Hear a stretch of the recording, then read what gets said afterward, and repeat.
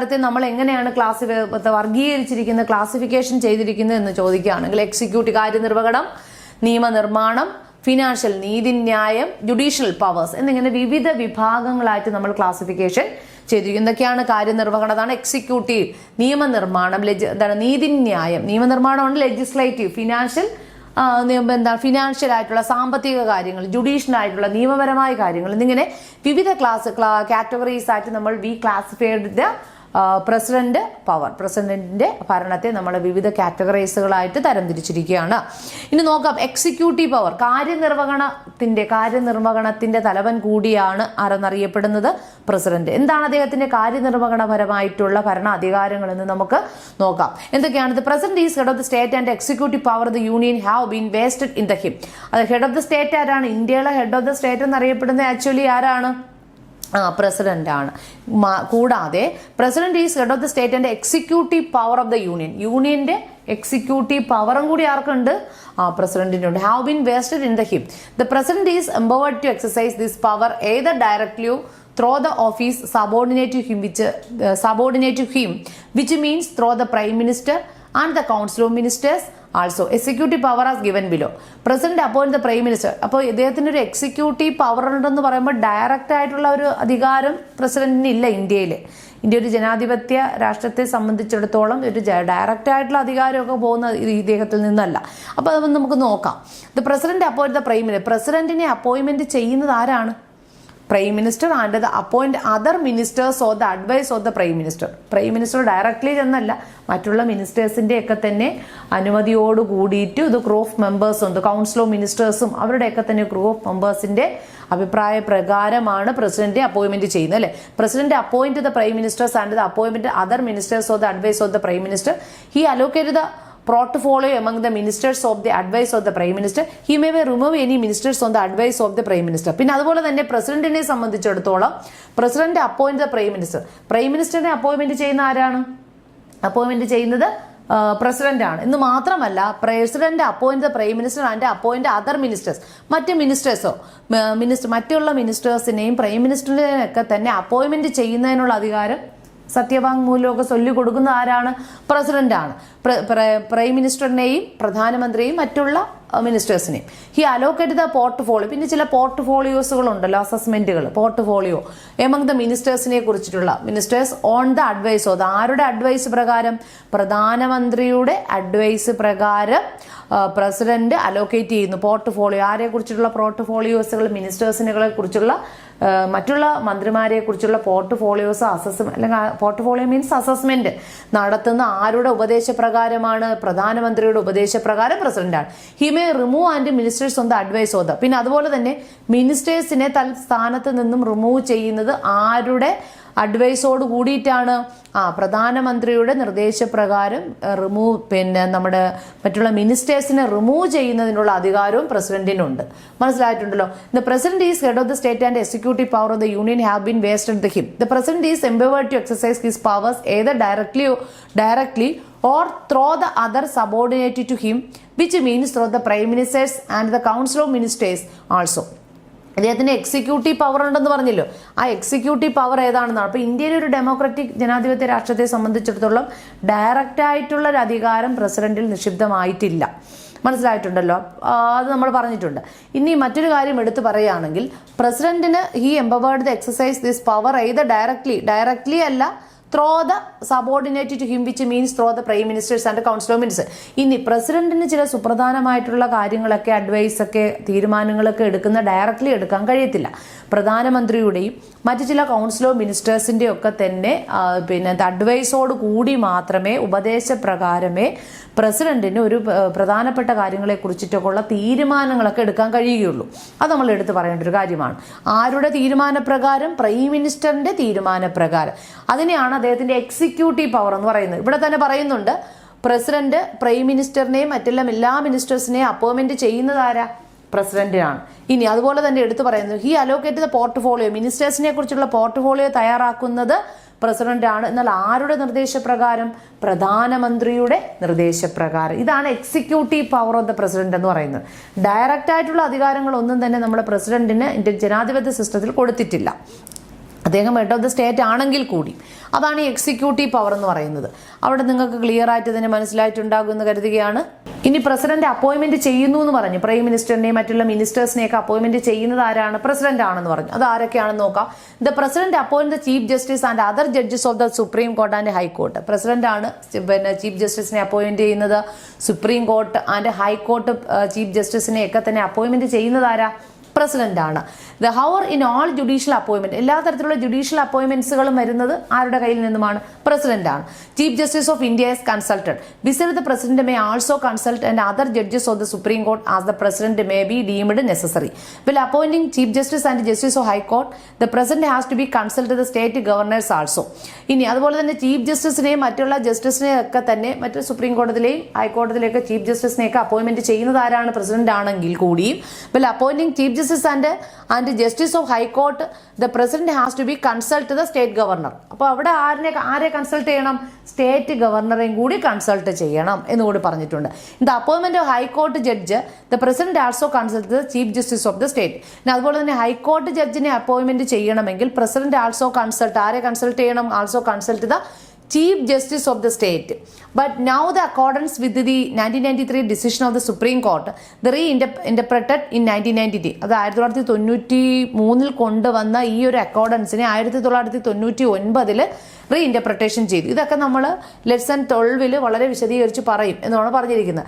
The president is bound by the recommendation of the panel of the senior most judge of the supreme court is matter of all judicial appointment. എല്ലാ judicial അപ്പോയിന്റ്മെന്റിലും നമ്മുടെ ഒരു panel of head ഉണ്ട്. അതാണ് chief justice അല്ലെ. The panel headed by the chief justice head ചെയ്യുന്ന chief ജസ്റ്റിസിന് പിന്നെ ചുമതല വഹിക്കുന്ന ഒരു പാനൽ ഓഫ് ഹെഡ് ഉണ്ട്. The panel of headed by the chief justice is also known as, അതിനെയാണ് കൊളീജിയം എന്ന് വിളിക്കുന്നത്. Collegium of supreme court. ഈ കൊളീജിയം ഓഫ് സുപ്രീം കോർട്ടിന്റെ നിർദ്ദേശപ്രകാരമാണ് പ്രസിഡന്റ് എന്ത് ചെയ്യുന്നത്? അപ്പോയിന്റ്മെന്റ് ചെയ്യുന്നത്. അതുകൂടി പറഞ്ഞിട്ടുണ്ട്. The president is bound the recommendation of the panel of senior most judge of the supreme court in matter of all judicial appointment. എല്ലാ judicial അപ്പോയിന്റ്മെന്റിനും പ്രസിഡന്റ് തീരുമാനങ്ങൾ കേൾക്കുന്നത് ഒരു കൊളീജിയത്തിൽ നിന്നാണ്. എന്താണ് കൊളീജിയം എന്ന് പറഞ്ഞിട്ടുണ്ട്? The panel headed by the chief justice. ഒരു പാനലാണ്, ഹെഡ് ചെയ്യുന്നത് ആരാണ്? ചീഫ് ജസ്റ്റിസ് ആണ് അല്ലെ. The panel headed by the chief justice is known as the collegium of the supreme court. The president appoint the attorney. പിന്നെ അതുപോലെ തന്നെയാണ് ഈ അങ്ങനെയുള്ള എല്ലാ ജുഡീഷ്യലായിട്ടുള്ള അപ്പോയിന്റ്മെന്റ്സുകളും നടത്തുന്നത് ആരാണ്? പ്രസിഡന്റ് ആണെങ്കിലും പക്ഷേ ഈ കൊളീജിയസിന്റെ അഡ്വൈസ് പ്രകാരമായിരിക്കണം, അവരുടെ മാർഗനിർദ്ദേശ പ്രകാരമായിരിക്കണം. ആ കൊളീജിയം എന്ന് പറയുന്ന ആരൊക്കെ ഉൾപ്പെട്ടതാണ്? ഒരു പാനലാണ്. ഈ പാനൽ ഹെഡ് ചെയ്തിരിക്കുന്ന സുപ്രീം കോടതിയിലെ ചീഫ് ജസ്റ്റിസ് ആണ്. Is also known as the collegium of the supreme court. The president appoint the attorney general, the controller and auditor general of India, the chief election commissioner and other election commissioners, the chairman and members of the union public service commission. Is also appoint the governor of the state and പിന്നെ lieutenant governor of the union territories. All such appointments are made on the advice of the union cabinet headed by the prime minister. ഇത് പറയുന്നുണ്ട്. അപ്പോൾ ഒരു പിന്നെ കൊളീജിയത്തെ കുറിച്ച് പറഞ്ഞു. അവരുടെ നിർദ്ദേശപ്രകാരവും advice പ്രകാരമാണ് ജസ്റ്റിഫിക്ക ആയിട്ടുള്ള, അതായത് പ്രധാനമായിട്ടും ജുഡീഷ്യൽ ആയിട്ടുള്ള അപ്പോയിന്റ്മെന്റുകളൊക്കെ ഇദ്ദേഹം നടത്തുന്നത്. അതിൽ കൂടുതൽ അതിനേക്കാട്ടിലും ഉപരിയായിട്ട് ഈ ഏതൊരു അപ്പോയിന്റ്മെന്റ് നടത്താലും നമ്മുടെ പ്രൈം മിനിസ്റ്ററിന്റെയും കൗൺസിൽ ഓഫ് മിനിസ്റ്ററിന്റെ ഒരു പാനലാണ് കേട്ടോ. ഈ ഒരു പാനലിന്റെ കൂടി അഡ്വൈസ് പ്രകാരമായിരിക്കണം നമ്മുടെ പ്രസിഡന്റ് എല്ലാ ജുഡീഷ്യൽ ആയിട്ടുള്ള അപ്പോയിന്റ്മെന്റുകളും നടത്താനുള്ളത്. ഓക്കെ, ആ പ്രധാനപ്പെട്ട അപ്പോയിന്റ്മെന്റുകളെ കുറിച്ച് പറയുന്നുണ്ട്. പ്രസിഡന്റ് ആരൊക്കെയാണ് അപ്പോയിന്റ്മെന്റ് ചെയ്യുന്നത്? പ്രൈം മിനിസ്റ്ററിന്റെയും മറ്റുള്ള മിനിസ്റ്റേഴ്സിനെ മാത്രമാണോ? ഇല്ല. അത്തരത്തിലുള്ള അദ്ദേഹത്തിന്റെ അധികാരത്തെയാണ് എക്സിക്യൂട്ടീവ് പവർ എന്ന് പറയുന്നത്. ഇതുകൂടാതെ പ്രസിഡന്റിന്റെ മറ്റു ചില അപ്പോയിന്റ്മെന്റുകളാണ് നാം പറഞ്ഞ advocate general, attorney general, chief election commission and other election commission, കൂടാതെ chairman of the members of the union UPSC. അറിയാലോ, UPSC മെമ്പേഴ്സിന്റെ ചെയർമാനെ. ഈ also appoint the governor of the state ഗവർണറിനെ അപ്പോയിന്റ്മെന്റ് ചെയ്യുന്നു. Lieutenant governor of the union ടെറിട്ടറിയിലെ lieutenant ഗവർണർമാരെ appointment ചെയ്യുന്നു. ഇത്തരത്തിലുള്ള എല്ലാ അപ്പോയിന്റ്മെന്റുകളും all such appointments are made on the advice of the union cabinet. Union ക്യാബിനറ്റിനെ ഹെഡ് ചെയ്യുന്നത് ആരാ? പ്രൈം മിനിസ്റ്റർ ആണ്. അപ്പൊ യൂണിയൻ ക്യാബിനറ്റിനെ ഹെഡ് ചെയ്യുന്ന പ്രൈം മിനിസ്റ്ററിന്റെ നിർദ്ദേശപ്രകാരമായിരിക്കണം രാഷ്ട്രപതി ഇത്തരത്തിലുള്ള ജുഡീഷ്യൽ ആയിട്ടുള്ള എല്ലാ തരത്തിലുള്ള അപ്പോയിന്റ്മെന്റുകളും നടത്തേണ്ടിയിട്ടുള്ളത്. President is the supreme commander of the armed forces. As such a president make appointment of the chief of the army, navy, air force. President can declare the war and make peace. His or her capacity as the head of the state. The president conduct the country's foreign affairs. The president appoint Indian ambassadors and high commission to other countries. The president receive the foreign ambassadors and high commission. All diplomatic work in the conducted in his or her name by the foreign office and Indian envoy abroad. In all international treaties are negotiated and concluded in his or her name. ഇനി പ്രസിഡന്റിനെ കുറിച്ച് പറയുകയാണെങ്കിൽ അദ്ദേഹത്തിന് മറ്റൊരു പ്രധാനപ്പെട്ട അധികാരം കൂടി പറഞ്ഞിട്ടുണ്ട്. He became the supreme commander of the armed forces. Armed ഫോഴ്സസിന്റെ സുപ്രീം കമാൻഡർ കൂടി ആരാണെന്ന്, അല്ലെങ്കിൽ സർവ്വസൈന്യാധിപൻ, ഇന്ത്യയുടെ സർവ്വസൈന്യാധിപൻ എന്നറിയാം. ഇന്ത്യയുടെ ഒന്നാമത്തെ പൗരൻ, ഇന്ത്യയുടെ സർവ്വസൈന്യാധിപൻ എന്നൊക്കെ അറിയപ്പെടുന്നത് ആരാണ്? ഇന്ത്യയുടെ രാഷ്ട്രപതിയാണ്. അതാ പറയുന്നത് the president is a supreme commander of the armed force. ആ സച്ച് എ പ്രസിഡന്റ്, ഇത്തരത്തിലുള്ള ഈ ഒരു പ്രസിഡന്റ് ആണ് he appoint the chief of the army. ആർമിയുടെ ചീഫിനെ തെരഞ്ഞെടുക്കുന്നത്. നേവി ആൻഡ് എയർഫോഴ്സ് ഇവരുടെ ഒക്കെ chief of the all these department are appointed by president ആണ്. The president can declare the war. പിന്നെ വാറിനെ ഡിക്ലെയർ ചെയ്യുന്ന ആരാണ്? പ്രസിഡന്റ് ആണ്. ആൻഡ് വാർ ആൻഡ് പീസ് സമാധാനം നിലനിർത്തിക്കൊണ്ടു പോകുന്ന അദ്ദേഹം തന്നെയാണ്. His or her capacity as the head of the state. അതെ, അതുകൊണ്ട് ആ ഒരു കപ്പാസിറ്റി ബേസ് ആണ് he became the head of the state എന്നറിയപ്പെടുന്നത്. The president conduct the country foreign affairs. നമ്മളൊരു വിദേശകാര്യം, ഫോറിൻ അഫേഴ്സ് ഒക്കെ നമ്മൾ വിദേശകാര്യവുമായിട്ട് ബന്ധപ്പെടുത്തിയിട്ടുള്ള പലതരത്തിലുള്ള വിദേശകാര്യത്തിലുള്ള പ്രശ്നങ്ങളൊക്കെ പരിഗണിക്കുന്നതും പരിഹരിക്കുന്നതും ഒക്കെ തന്നെ ആരുടെ നിയന്ത്രണത്തിലായിരിക്കും? പ്രസിഡന്റിന്റെ നിയന്ത്രണത്തിലായിരിക്കും. വിദേശകാര്യ നയതന്ത്രപരമായിട്ടുള്ള പലതരത്തിലുള്ള പദ്ധതികളും ഒക്കെ തന്നെ നടപ്പിലാക്കുന്നതും ഒക്കെ തന്നെ ആരുടെ കീഴിലായിരിക്കും? ഫോറിൻ അഫയേഴ്സ്, വിദേശകാര്യങ്ങൾ കൈകാര്യം ചെയ്യുന്നത്. ഇന്ത്യയുടെ ഏറ്റവും പരമോന്നതമായിട്ടുള്ള ഒഫീഷ്യലായിട്ടുള്ള, തീർച്ചും ഒഫീഷ്യലായിട്ടുള്ള വിദേശകാര്യങ്ങളൊക്കെ തന്നെ കൈകാര്യം ചെയ്യുന്നതും ആരൊക്കെ ആയിരിക്കും? അദ്ദേഹത്തിന്റെ നിയന്ത്രണത്തിലായിരിക്കും. അതാ പറഞ്ഞത്. The president conduct the country's foreign affairs conduct ചെയ്യുന്നതും അദ്ദേഹമാണ്. The president appoint Indian ambassador. പിന്നെ അദ്ദേഹത്തെയാണ് ഇന്ത്യയുടെ അംബാസിഡർ ആയിട്ട് തിരഞ്ഞെടുക്കുന്നത്. President appoint Indian ambassador. Indian അംബാസിഡറിനെ തിരഞ്ഞെടുക്കുന്നത് ആരാ? ഇന്ത്യക്ക് ഒരു വിദേശകാര്യങ്ങളെ ചർച്ച ചെയ്യുന്നതിന് ഫോറിൻ അംബാസിഡർമാരുണ്ട് ഇന്ത്യയിൽ. പലതരത്തിലുള്ള വിദേശ രാജ്യങ്ങളുമായിട്ട് നയതന്ത്രപരമായിട്ടുള്ള പരിപാടികൾ ചർച്ച ചെയ്യുന്നത് ഇന്ത്യക്കാർക്ക് ഒരു അംബാസിഡർമാരെ നിയമിച്ചിട്ടുണ്ട്. ഈ അംബാസിഡർമാരെ നിയമിക്കുന്നത് ആരാ? പ്രസിഡന്റ് ആണ്. ഓക്കെ, അതാ പറഞ്ഞത്. The president appoint Indian ambassador and high commissioner and other. മറ്റ് കൺട്രീസിൽ നമുക്ക് ചില ഹൈ കമ്മീഷണർമാരെ, അംബാസിഡർമാരെയൊക്കെ തന്നെ നമ്മൾ ഇന്ത്യ നിയമിച്ചിട്ടുണ്ട്. ഇവരെ അപ്പോയിന്റ്മെന്റ് ചെയ്യുന്നത് ആരാ? പ്രസിഡന്റ് ആണ് കേട്ടോ. And the president receive foreign ambassador. Foreign അംബാസിഡേഴ്സിനെ ഇങ്ങോട്ട് റിസീവ് ചെയ്തെടുക്കുന്നത് ആരാ? ഹൈ കമ്മീഷണറേക്കും ഇന്ത്യയിലേക്ക് റിസീവ് ചെയ്യുന്നത് പ്രസിഡന്റ് ആണ്. ആൻഡ് ഡിപ്ലോമാറ്റിക് വർക്കിൻ അദ്ദേഹത്തിന്റെ ഒരു തികച്ചും ഡിപ്ലോമാറ്റിക് ആയിട്ടുള്ള ചില പ്രവർത്തനങ്ങളിലൂടെയാണ് ഈ പ്രവർത്തനങ്ങൾ, ഫോറിൻ അഫയേഴ്സ് ഒക്കെ ഇവിടെ ഒരു ശരിയായ നിയന്ത്രണത്തിൽ നയിച്ചുകൊണ്ട് പോകുന്നത്.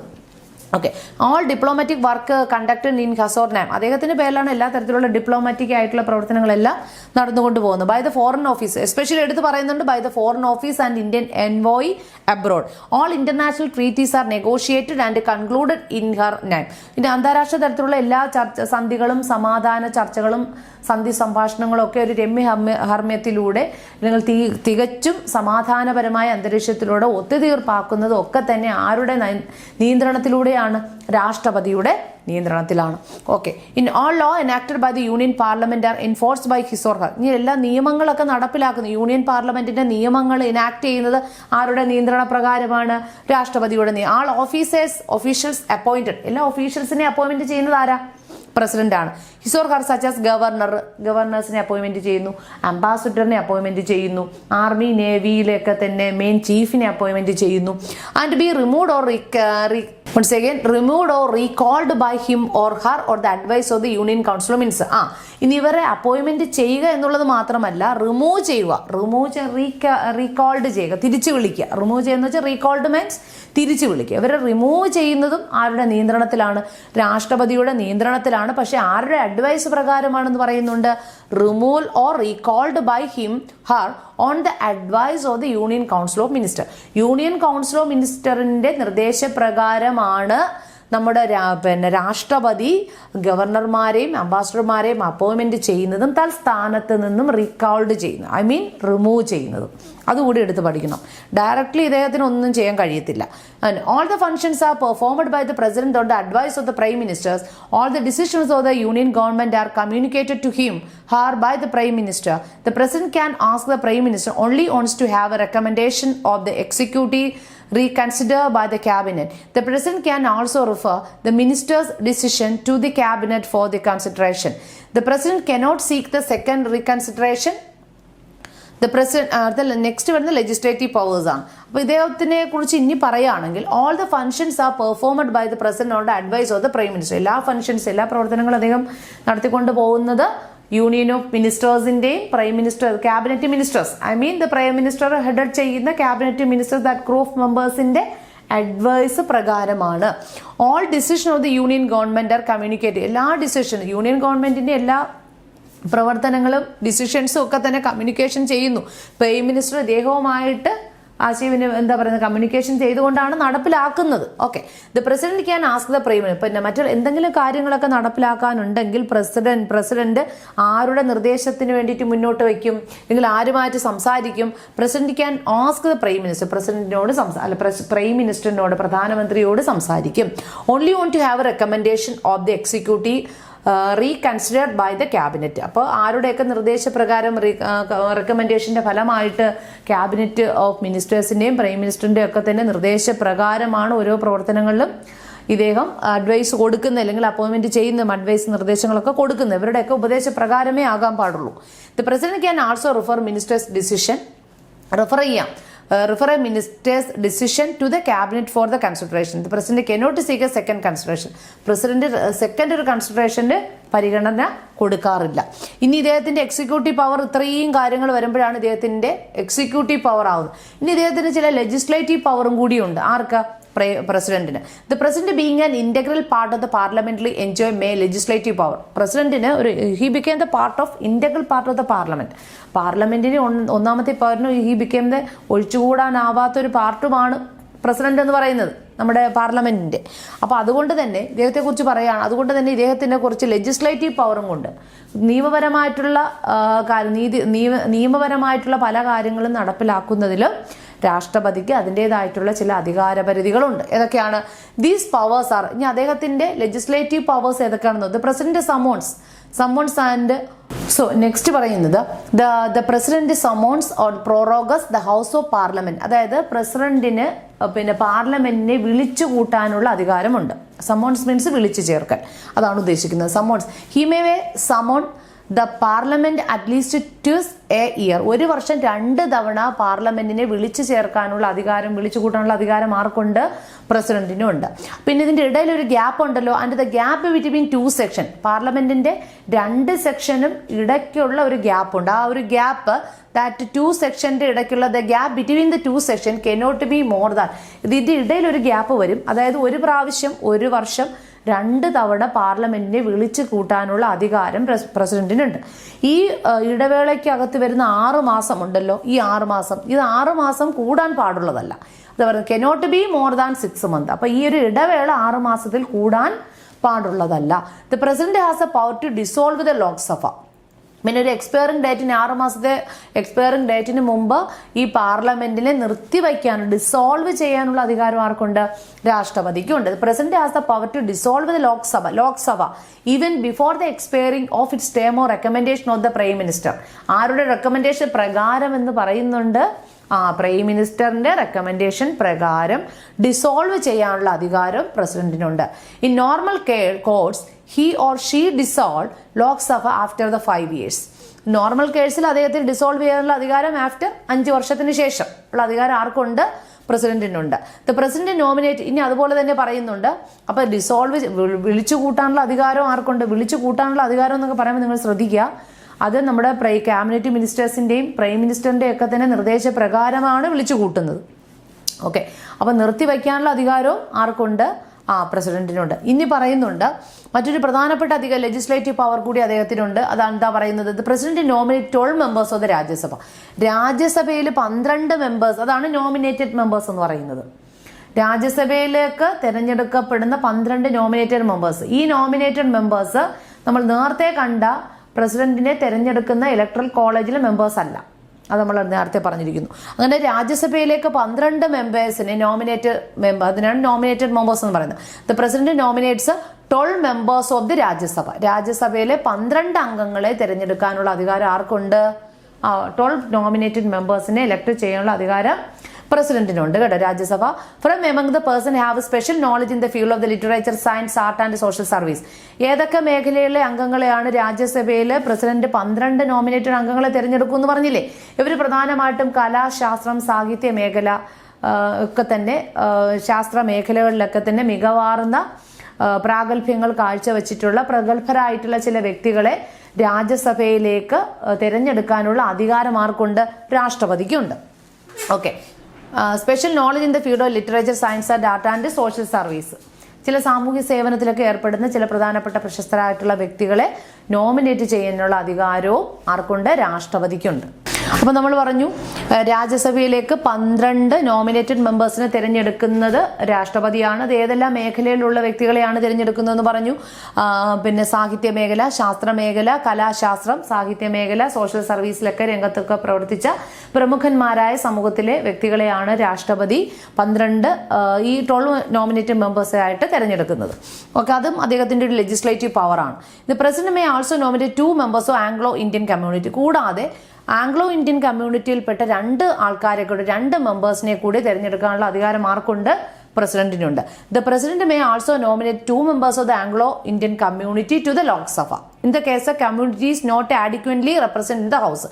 മേ ബി ഈ കമ്മ്യൂണിറ്റി, ആംഗ്ലോ ഇന്ത്യൻ പ്രതിനിധികൾ മേ ബി ലോക്സഭയിലെ മെമ്പർ അല്ല എങ്കിൽ ഈ ആംഗ്ലോ ഇന്ത്യൻ കമ്മ്യൂണിറ്റിയിൽപ്പെട്ട 2 മെമ്പേഴ്സിനെ കൂടി ലോക്സഭയിലേക്ക് തിരഞ്ഞെടുക്കുന്നതിനുള്ള അധികാരം ആർക്കുണ്ട്? രാഷ്ട്രപതിക്കുണ്ട്. ഇപ്പൊ രാജ്യസഭയിലേക്ക് 12 നോമിനേറ്റഡ് മെമ്പേഴ്സിനെയും ലോക്സഭയിലേക്ക് 2 ആംഗ്ലോ ഇന്ത്യൻ പ്രതിനിധികളെയും നോമിനേറ്റ് ചെയ്യുന്ന ആരാണ്? രാഷ്ട്രപതിയാണ്. മനസ്സിലായല്ലോ. ഇനി the president can call the joint section sitting of the 2 house of the parliament in the case of disagreement between Lok Sabha and Rajya Sabha on a non-money bill. So for the 3 such joint sitting have been summoned. നമുക്ക് പഠിക്കാം. അതായത് രാജ്യസഭയും ലോക്സഭയും കൂടെ ഒരുമിച്ച് ചേർന്ന സംയുക്ത സമ്മേളനമാണ് joint section എന്ന് പറയുന്നത്. ഈ ജോയിന്റ് സെക്ഷനെ കുറിച്ച് വളരെ ഡീറ്റെയിൽഡ് ആയിട്ടുള്ള ഭാഗം നമ്മൾ 11ാമത്തെ ലെസൺ 11ൽ പഠിക്കും എന്നാണ് പറഞ്ഞിരിക്കുന്നത്. അപ്പൊ ഈ ജോയിന്റ് സെറ്റിംഗ്സ് വിളിച്ചു കൂട്ടുന്ന സമയത്ത് നിങ്ങളൊരു കാര്യം മനസ്സിലാക്കുക. ഇതിനെ പ്രിസൈഡ് ചെയ്യുന്നത് ആരാന്ന് ചോദിക്കുമ്പോൾ നിങ്ങൾ ആരാ പറയുന്നത്? ഈ ജോയിന്റ് സെക്ഷനെ അഭിസംബോധന ചെയ്യുന്നത് മാത്രമാണ് പ്രസിഡന്റ്.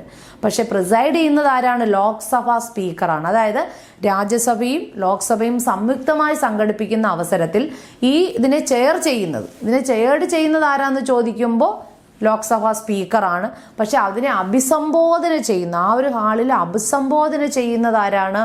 രാഷ്ട്രപതിയാണ്. അതുകൂടി പറഞ്ഞിട്ടുണ്ട്. Okay.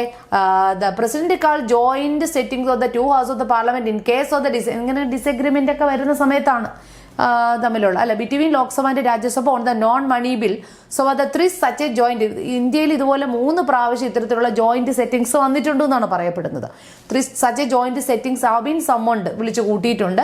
The president has right to address and send message to parliament. ഇങ്ങനെയുള്ള സമയത്ത് പ്രസിഡന്റിന് റൈറ്റ് ടു അഡ്രസ്, പാർലമെന്റിനെ അഡ്രസ് ചെയ്യുന്നത് ആരായിരിക്കും അന്ന്?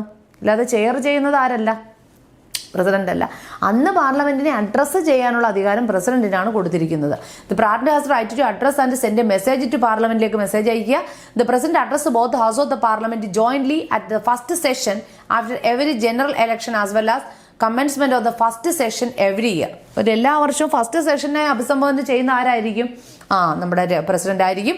This address containing policies of the government of the day. ആ ഗവൺമെന്റിന്റെ പോളിസീസ്, ആ ഒരു കാലഘട്ടത്തിലെ പോളിസീസുകളെയൊക്കെ തന്നെ അഡ്രസ് ചെയ്തുകൊണ്ട് സംസാരിക്കാനുള്ള അധികാരം രാഷ്ട്രപതിക്കാണ് കൊടുത്തിരിക്കുന്നത്. Every bill pass of the parliament is send to president. ഇനി എല്ലാ ബില്ലും പാർലമെന്റിൽ ഇപ്പൊ മണി ബില്ലൊക്കെ പാസ്സാക്കുന്ന പാർലമെന്റിലാണെങ്കിൽ പോലും എല്ലാ ബില്ലും നേരെ എങ്ങോട്ട് പോകും?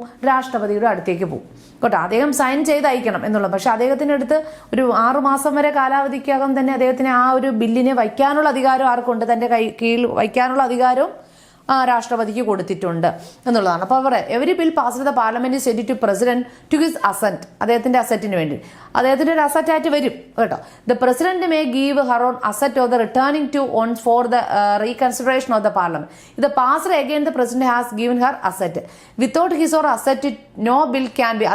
അദ്ദേഹം അസറ്റ് ചെയ്യാതെ, അദ്ദേഹം ഇതിനെ സൈൻ ചെയ്യാതെ, അസറ്റ് രേഖപ്പെടുത്താതെ ഒരു ബില്ലും പാസ്സാകില്ല.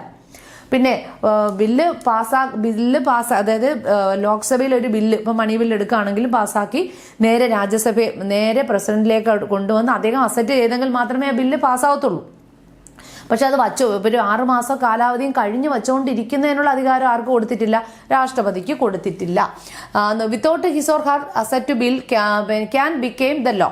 The president may be promulgate an ordinance with an parliament in not a session.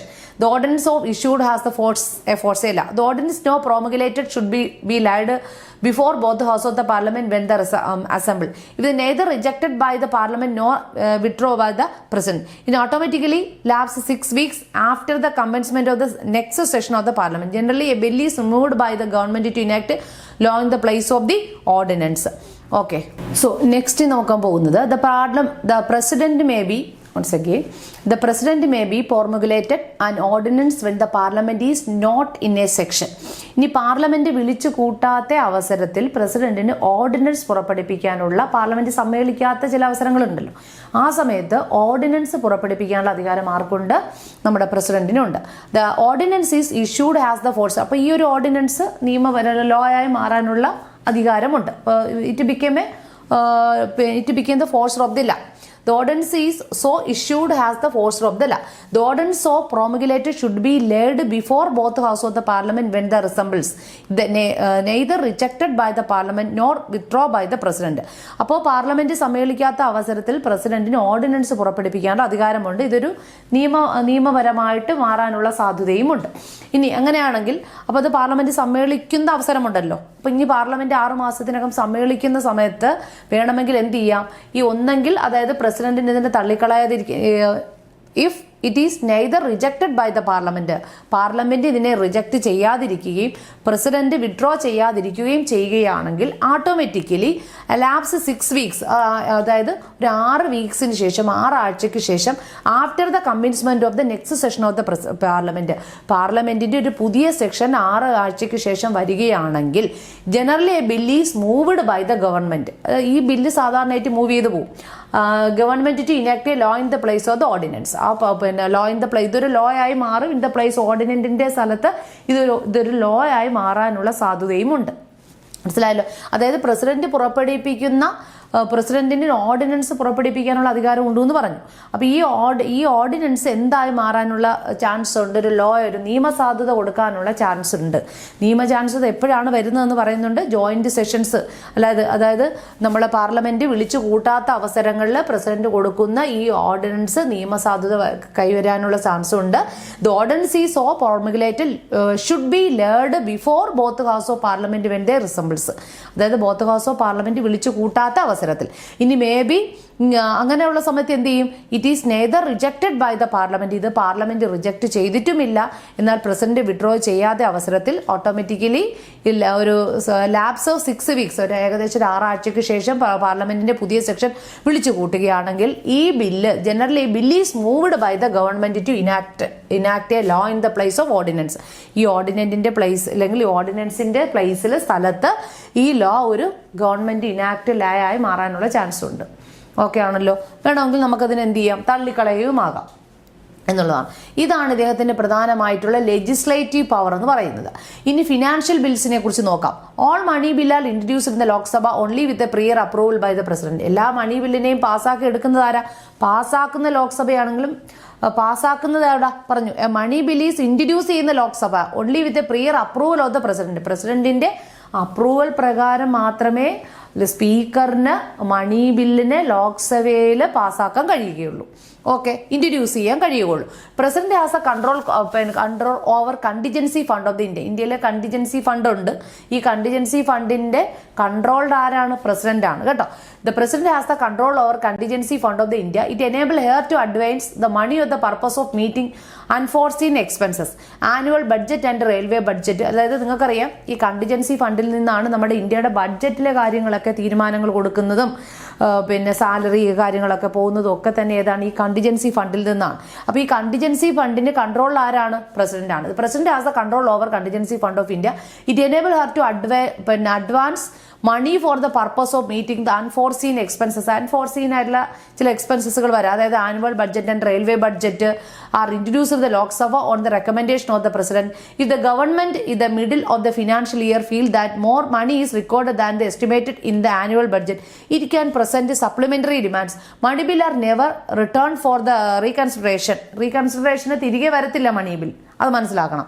The president appoint the finance commission after every 5 years. ഒരു ഫിനാൻസ് കമ്മീഷനെ പ്രസിഡന്റ് നിയമിച്ചിട്ടുണ്ട് എല്ലാ 5 വർഷം കൂടുമ്പോഴത്തേക്കും.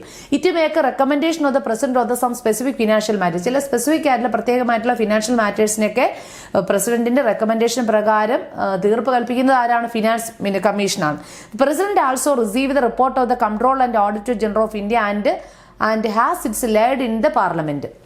അവിടെ എടുത്ത് പറയുന്നുണ്ട്, നമുക്കൊരു കണ്ടിജൻസി ഫണ്ട് എന്ന് പറയുമ്പോഴത്തേക്ക് മറ്റുള്ള കൺട്രോൾ ആൻഡ് ഓഡിറ്റർ ജനറൽ, പിന്നെ അറ്റോർണി ജനറൽ, ഇവർക്കൊക്കെ വേണ്ടിയിട്ടുള്ള സാലറികളും മറ്റുമൊക്കെ നൽകി പോകുന്ന ഇന്ത്യയുടെ ബഡ്ജറ്റ് കാര്യങ്ങളും എങ്ങനെയൊക്കെയുള്ള ഫിനാൻഷ്യൽ ആയിട്ടുള്ള എല്ലാ മാറ്റേഴ്സിനൊക്കെ മണി പോകുന്നത് നമ്മുടെ കണ്ടിജൻസി ഫണ്ടിൽ നിന്നുമാണ്. ഓക്കെ, ഇനി ഒരു കാര്യം കൂടെ എടുത്ത് പറയുന്നത്, ആനുവൽ ബഡ്ജറ്റ് നമ്മൾ തയ്യാറാക്കാറുണ്ടല്ലോ. ബഡ്ജറ്റ് ആൻഡ് റെയിൽവേ ബഡ്ജറ്റ് ലോക്സഭയിലാണ് ഇൻട്രൊഡ്യൂസ് ചെയ്യുന്നത്. ആരുടെ റെക്കമെൻഡേഷൻ പ്രകാരം?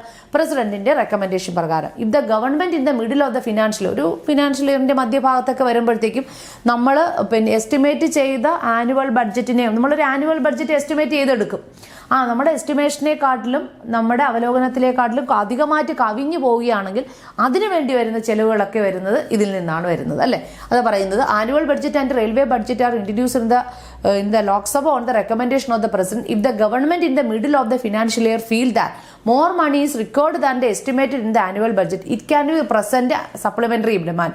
അപ്പോൾ ഇതിന് ഒരു സപ്ലിമെന്ററി ഡിമാൻഡ് ആയിട്ടാണ് അധികമായിട്ടുള്ള ചെലവ് വേണ്ടി വന്നു. അപ്പോൾ അധികമായിട്ടുള്ള ആനുവൽ ഇൻകം നമുക്ക് അവിടെ വേണ്ടി വരും. അപ്പോൾ ഇതിനെയാണ് സപ്ലിമെന്ററി ഡിമാൻഡ് എന്ന് പറയുന്നത്. അങ്ങനെയൊക്കെ വരുന്ന സമയത്ത് money bill are never return for the reconsideration. Money bill തിരികെ വരത്തില്ല. റീകൺസിഡറേഷന് വേണ്ടിയിട്ട് തിരികെ വരൂ, മണി ബിൽ വരില്ല. അതുകൊണ്ട് തന്നെ പ്രസിഡന്റ് അപ്പോയിന്റ് ഈ സമയത്താണ് പ്രസിഡന്റ് ഫിനാൻസ് കമ്മീഷനെ അപ്പോയിന്റ്മെന്റ് ചെയ്തിരിക്കുന്നത്. 5 വർഷത്തെ കൂടുമ്പോഴാണ് ഫിനാൻസ് കമ്മീഷൻസ് വരുന്നത്. അപ്പോൾ എന്ത് ചെയ്യും? ഈ ഇറ്റ് മേക്ക് റെക്കമെൻഡേഷൻ, പ്രസിഡന്റിന്റെ റെക്കമെൻഡേഷൻ പ്രകാരം സം സ്പെസിഫിക് ഫിനാൻഷ്യൽ മാറ്റേഴ്സ്, ഇത്തരത്തിലുള്ള ചില സ്പെസിഫിക് ഫിനാൻഷ്യൽ മാറ്റേഴ്സ് ഒക്കെ പരിഗണിക്കുന്ന ആരാണ്? ഫിനാൻസ് മിനിസ്റ്റേഴ്സ് ആണ്. Especially the distribution of central taxes. നമ്മൾ സെൻട്രൽ ടാക്സസ്, കേന്ദ്രത്തിലെ ചില ടാക്സസുകളും മറ്റു ബിറ്റ്വീൻ യൂണിയൻ ആൻഡ് സ്റ്റേറ്റ്, യൂണിയനും പിന്നെ സ്റ്റേറ്റും തമ്മിലുള്ള ചില ചില ടാക്സ് കാര്യങ്ങളുള്ളൂ, നികുതി ഇനങ്ങൾ. ഈ നികുതി ഇനങ്ങളെയൊക്കെ തന്നെ ചർച്ച ചെയ്ത് നടപ്പിലാക്കുന്നതൊക്കെ തന്നെ ഈ ഫിനാൻസ് മിനിസ്റ്ററാണ്, അല്ല ഫിനാൻസ് കമ്മീഷനാണ്. ഫിനാൻസ് കമ്മീഷന്റെ റെക്കമെൻഡേഷനോട് കൂടിയിട്ടാണ്. ആരുടെ റെക്കമെൻഡേഷൻ പ്രകാരം? പ്രസിഡന്റിന്റെ റെക്കമെൻഡേഷൻ പ്രകാരം ഫിനാൻസ് കമ്മീഷനാണ് ഇത്തരത്തിലുള്ള നയപരിപാടികൾ, ഈ സെൻട്രൽ ടാക്സസുകൾ, യൂണിയനും സ്റ്റേറ്റും തമ്മിലുള്ള സെൻട്രൽ ടാക്സ് ഡിസ്ട്രിബ്യൂഷൻസ് ഒക്കെ നടപ്പിൽ വരുത്തുന്നത്. ഇന്ന് പ്രസിഡന്റ് ആൾസോ റിസീവ് ദ റിപ്പോർട്ടോ, പിന്നെ പ്രസിഡന്റിന് ആരുടെ റിപ്പോർട്ടും കൂടി കിട്ടും? Control and auditor general of India had its laid in the parliament. മറ്റു ചില ഫിനാൻഷ്യൽ ആയിട്ടുള്ള മറ്റു ചില റിപ്പോർട്ട്സുകൾ പ്രസിഡന്റിന് കിട്ടുന്നത് control and auditor general of ഇന്ത്യയിൽ നിന്നുമായിരിക്കും.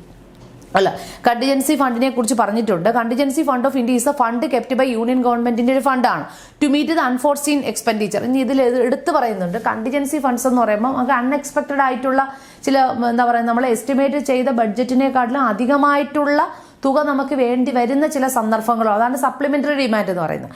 ഈ സപ്ലിമെന്ററി ഡിമാൻഡിൽ വരുന്ന കാര്യങ്ങളൊക്കെ നമ്മൾ ചർച്ച ചെയ്യുന്നത്, അല്ലെങ്കിൽ അത്തരത്തിലുള്ള അധികമായിട്ടുള്ള സപ്ലിമെന്ററി ഡിമാൻഡൊക്കെ നമ്മൾ എടുക്കുന്നത് എവിടെ നിന്നാണ്? കണ്ടിജൻസി ഫണ്ടിൽ നിന്നാണ് കേട്ടോ. Which money is immediately needed, അത്യാവശ്യമായിട്ട് വരുന്ന സമയത്ത്. The president has full control over this fund. President permit withdraw for this fund. അപ്പോൾ ഈ ഫണ്ടിനെ അനുവദിച്ച് കൊടുക്കുന്ന കണ്ടിജൻസി ഫണ്ടിൽ നിന്ന് ഒരു തുക സപ്ലിമെന്ററി ഡിമാൻഡിന് വേണ്ടി അനുവദിച്ച് കൊടുക്കുന്നത് ആരാണ്? പ്രസിഡന്റാണ്. നമുക്ക് അത്യാവശ്യം അൺഫോർസീൻ ആയിട്ടുള്ള ചില അവസരങ്ങൾ, അൺഎക്സ്പെക്റ്റഡ് ആയിട്ട് ചില അധികം ചെലവിനങ്ങൾ വരുന്ന സമയത്ത് ഈ കണ്ടിജൻസി ഫണ്ടിൽ നിന്നും തുക അലോഡ് ചെയ്ത് കൊടുക്കുന്നത് ആരാണ്? പ്രസിഡന്റാണ്. അപ്പൊ എന്തിനാണ് കണ്ടിജൻസി ഫണ്ട് എന്ന് മനസ്സിലായിട്ടുണ്ടല്ലോ അല്ലെ. ജുഡീഷ്യൽ പവേഴ്സ് കൂടിയുണ്ട് പ്രസിഡന്റിന്. You have seen about the president appointment chief justice and other judges of the supreme court. The president also appointed chief justice and other judges of the high court. The president also appointed law officer of the union government including the attorney general of India. The president as head of the state as can pardon the criminal procedure. Pardon means മാപ്പ് കൊടുക്കാനുള്ള അധികാരം, ഓർഡിനൻസുകൾ പുറപ്പെടുവിക്കാനുള്ള അധികാരം. Attorney ജനറലിന്റെ, control and auditor ജനറലിന്റെ, പിന്നെ എന്താ പറയുന്നത്, ഇത്തരത്തിലുള്ള പ്രധാനപ്പെട്ട അപ്പോയിന്റ്മെന്റ്സുകളൊക്കെ നടത്തുന്നത് ആരാ? പ്രസിഡന്റാണ്. എടുത്തു പറയുന്നുണ്ട്. നേരത്തെ തന്നെ നമ്മൾ പറഞ്ഞു, സുപ്രീം കോടതിയിലെ ചീഫ് ജസ്റ്റിസിനെയും മറ്റെല്ലാ ജസ്റ്റിസിനെയും ഏറ്റവും അധികാരത്തിൽ ഉയർന്ന ഹൈക്കോടതി ജസ്റ്റിസിനെയും കോർട്ടിലേക്ക് തന്നെ ജസ്റ്റിസുമാരെ നിയമിക്കാനുള്ള അധികാരം പ്രസിഡന്റിനാണ് കൊടുത്തിരിക്കുന്നത്. The president appoint law officer. ഇന്ത്യയിലെ എല്ലാ നിയമപാലകന്മാരെയും ലോ ഓഫീസേഴ്സ് ആയിട്ടുള്ള യൂണിയൻ ഗവൺമെന്റ് യൂണിയൻ ഗവൺമെന്റിന്റെ attorney general, control and auditor general, ഇവരുടെയൊക്കെ അപ്പോയിന്റ്മെന്റ് ചെയ്യുന്നത് ആരാ? പ്രസിഡന്റ് ആണ്. കൂടാതെ president also head of the state. സ്റ്റേറ്റിന്റെ ഹെഡ് ആരാ? പ്രസിഡന്റ് ആണ്. പിന്നെ can pardon the criminal procedure. ഒരു ക്രിമിനൽ കുറ്റവാളികൾക്ക് പാർഡൺ കൊടുക്കാനുള്ള അധികാരം ആർക്കാണുള്ളത്? നമ്മുടെ, അതായത് പ്രസിഡന്റിന്റെ ഓർഡിനൻസ്